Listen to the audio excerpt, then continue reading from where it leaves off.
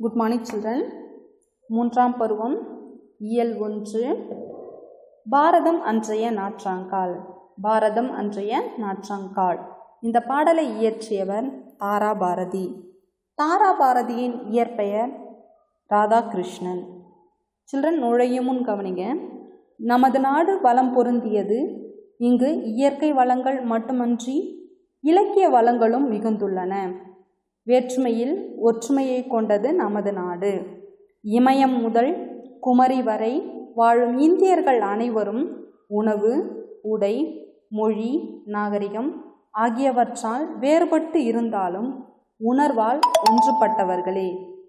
தேசிய ஒருமைப்பாட்டை போற்றும் வகையில் இந்த பாடல் நமக்கு கொடுக்கப்பட்டுள்ளது. சில்ட்ரன், ஓகேவா சில்ட்ரன்? சில்ட்ரன், இந்த பாடலை கவனிங்க.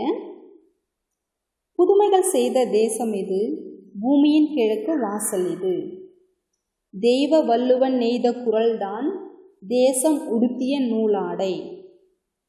மெய்களை போற்றிய இந்திய தாய்க்கு மெய் உணர்வு என்கின்ற மேலாடை.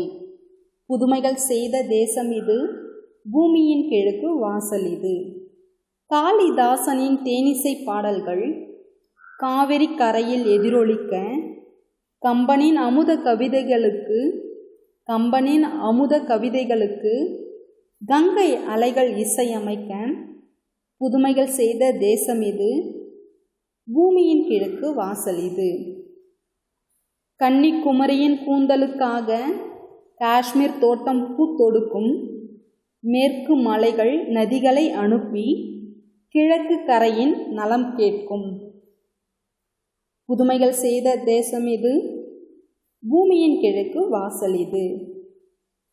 புல்வெளியெல்லாம் பூக்காடாகி புன்னகை செய்த பொற்காலம், கல்லை கூட காவியமாக்கி கட்டி நிறுத்திய கலைக்கூடம்.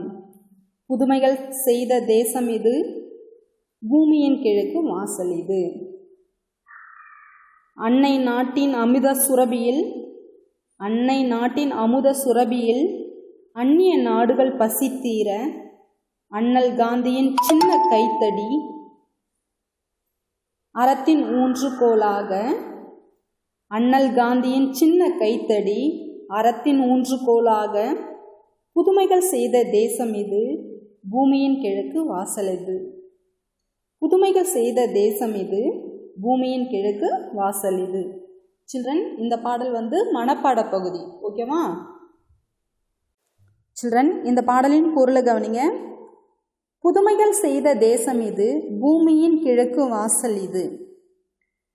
பூமியின் கிழக்கு வாசலாக திகழும் நமது இந்திய நாடு பல புதுமைகளை செய்த நாடு. தெய்வ வள்ளுவன் நெய்த குரல்தான் தேசம் உடுத்திய நூலாடை. சில்ட்ரன், தெய்வ வள்ளுவன் யாருன்னு சொன்னால் திருவள்ளுவர். ஓகேவா? அந்த திருவள்ளுவர் இயற்றிய திருக்குறள் தான் நமது தேசம் உடுத்திய நூலாடை. ஓகேவா சில்ட்ரன்? ஜாதி, மதம், இனம், மொழி என்று வேறுபாடு இன்றி அனைத்து மக்களுக்கும் அற கருத்துக்களை கூறும் நூல் எது அப்படின்னு சொன்னால் திருக்குறள். அந்த திருக்குறள் தான் நமது இந்தியா உடுத்திய நூலாடை, நமது தேசம் உடுத்திய நூலாடை. மெய்களை போற்றிய இந்திய தாய்க்கு மெய் உணர்வு என்கின்ற மேலாடை. மெய்னா உண்மை. உண்மை, நேர்மை, உழைப்பு, ஒற்றுமை கொண்ட நாடு எது அப்படின்னு சொன்னால் நமது இந்திய நாடு. ஓகேவா சில்ட்ரன்? அடுத்த பகுதி கவனிங்க. காளிதாசனின் தேனிசை பாடல்கள் காவிரி கரையில் எதிரொலிக்க. காளிதாசன் இயற்றிய தேனிசை பாடல்கள் காவிரி கரை வரைக்கும் எதிரொலிக்குமா. கம்பனின் அமுத கவிதைகளுக்கு கங்கை அலைகள் இசை அமைக்குமா. கம்பனின் அமுத கவிதைகளுக்கு கங்கை அலைகள் இருக்கு இல்லையா, அது இசை அமைக்குமா. சில்ட்ரன், அதாவது காளிதாசன், கம்பன் போன்ற புலவர்கள் இயற்றிய பாடல்கள் ஒருவருக்கு மட்டுமல்ல, உலகில் வாழும் அனைத்து மக்களுக்கும் எடுத்துக்காட்டியது நமது இந்திய நாடு. ஓகேவா? அடுத்த பகுதி கவனிங்க. கன்னிக்குமரியின் கூந்தலுக்காக காஷ்மீர் தோட்டம் பூத்தொடுக்கும். சில்ட்ரன், காஷ்மீரில் பூக்கக்கூடிய பூக்கள் கன்னியாகுமரியில் வாழக்கூடிய கன்னி பெண்கள் சூடிக்கொள்ள உதவுதான். ஓகேவா?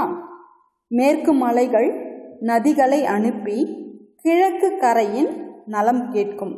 சில்ட்ரன், அதாவது நதிகள் இருக்கு இல்லையா, கோதாவரி, கிருஷ்ணா, காவிரி, அனைத்து நதிகளும் ஒன்றுடன் ஒன்று கலந்து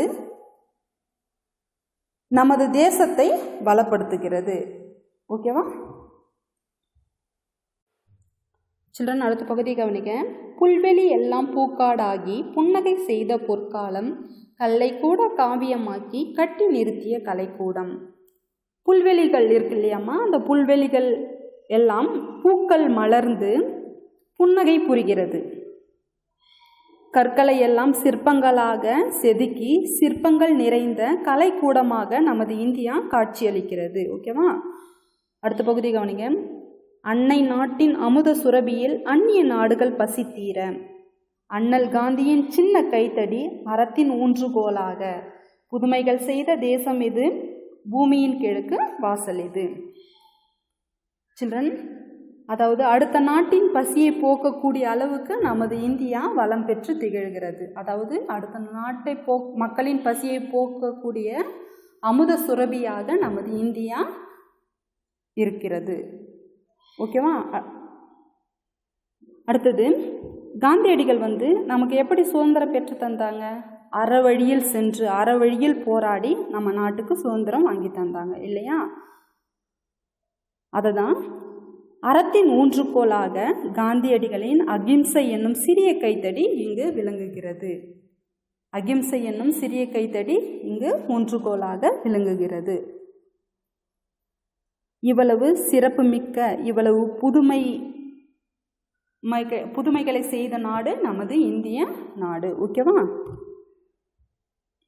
சில்ட்ரன்? அடுத்த பகுதி கவனிங்க. புல்வெளி எல்லாம் பூக்காடாகி புன்னகை செய்த பொற்காலம், கல்லை கூட காவியமாக்கி கட்டி நிறுத்திய கலைக்கூடம். சில்ட்ரன், புல்வெளி என்றால் வயல்வெளிகள். அந்த வயல்வெளிகள் எல்லாம் பூக்கள் மலர்ந்து புன்னகை புரிகின்றதாம். அதே போல் கற்களை எல்லாம் சிற்பங்களாக செதுக்கி சிற்பங்கள் நிறைந்த கலைக்கூடமாக நமது இந்தியா திகழ்கிறது. அடுத்த பகுதி கவனிங்க. அன்னை நாட்டின் அமுத சுரபியில் அந்நிய நாடுகள் பசி தீர, அதாவது அடுத்த நாட்டின் பசியை போக்கக்கூடிய அளவுக்கு நமது இந்தியா வளம் பெற்று இருக்கு. ஓகேவா? அண்ணல் காந்தியின் சின்ன கைத்தடி அறத்தின் ஊன்றுகோலாக, புதுமைகள் செய்த தேசம் இது, பூமியின் கிழக்கு வாசல் இது. அதாவது நமது காந்தியடிகள் இருக்காரு இல்லையா, அவங்க அறத்தின் வழி போராடி நம் நாட்டுக்கு சுதந்திரம் பெற்று தந்தார். ஓகேவா? அந்த அறம், அதாவது அந்த அகிம்சை தான் நமது இந்தியாவின் கைத்தடியாக விளங்குகிறது. ஓகேவா? இவ்வளவு சிறப்புமிக்க நாடு நமது இந்தியா. ஓகேவா?